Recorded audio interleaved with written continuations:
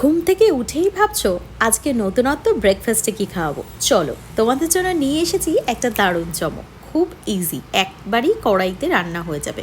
না না, এটা 2 মিনিটের ম্যাগি নয়, তবে ওই রকমই দেশি চাউমিন বলতে পারো। চলো, বাড়িতে থাকা তো সীমাই, শীতকাল বলে কথা। তো প্রথমে নিজের পছন্দ মতো সবজিগুলোকে নিয়ে নেবে, কারণ শীতকাল বাজারে সবজির অ্যাভেলেবেল, ঘরেও সবজি প্রচুর, যেমন গাজর, বিনস, কাঁচা লঙ্কা, পেঁয়াজ, এগুলো তো থাকি। চাইলে বিটও অ্যাড করতে পারো। এবার চলে আসি রান্নার প্রসেসে।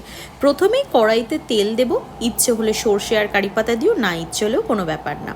তারপরে একে একে গাজর, বিনস এগুলোকে ধীরে ধীরে ভেজে নেবে। যে কটা সবজি আছে, আমি কিন্তু টমেটোও অ্যাড করেছিলাম, সেটা তোমাদের ইচ্ছা মতো।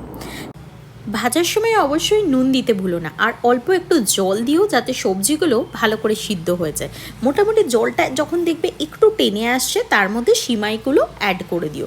এদিক ওদিক নেড়ে ব্যাস রেডি আমাদের সিমাই।